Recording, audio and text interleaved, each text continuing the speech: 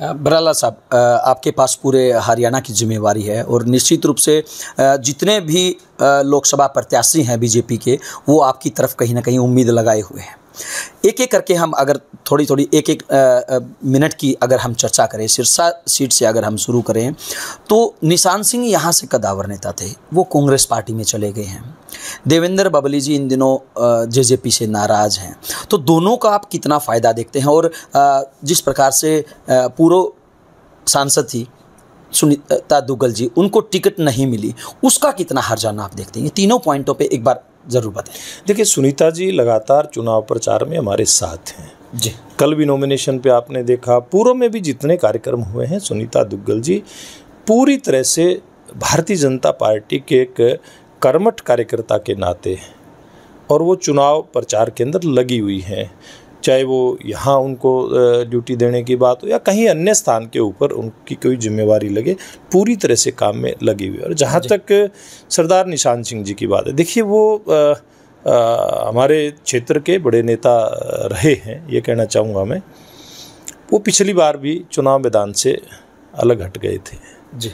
2019 का जो चुनाव था उन्होंने समर्पण कर दिया था, इसलिए उनकी चुनावी राजनीति अब नहीं कोई ज़्यादा अब बची है।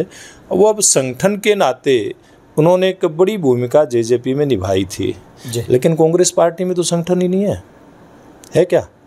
नहीं है ना? नहीं है अभी फिलहाल नहीं। हाँ, पहले भी नहीं था जी, फिलहाल भी नहीं है लोहान साहब।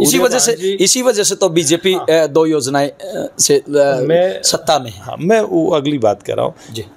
इस बार भी नहीं है। उदयभान जी अध्यक्ष हैं उनके, कुमारी शैलजा अध्यक्ष थी जी, उसमें भी उनका संगठन नहीं था जी। तो ये लोग जब संगठन ही नहीं बना पाते तो संगठन के नेता का लाभ, उस कार्यकर्ता का लाभ कैसे लेंगे? मुझे नहीं लगता कि निशान सिंह वहाँ एक उसको शब्द, वैसे मैं इस प्रकार के शब्द बोलता नहीं हूँ, लेकिन शो पीस से ज़्यादा कुछ नहीं होंगे कांग्रेस पार्टी में, इससे ज़्यादा कुछ नहीं हो सकता जी। वहीं आपने ऐसी क्या गोटी फिट की है कि देवेंद्र बबली को मना लिया है? बार बार कहा जाता था कि उनके बीच में सुभाष बराला सबसे बड़ा कांटा है, लेकिन दोनों के बीच में अब म्यूचुअल अंडरस्टैंडिंग कितनी है? देखिए, मेरी तो कभी बात नहीं होती, उसकी अपनी राजनीति है, मेरी अपनी राजनीति है।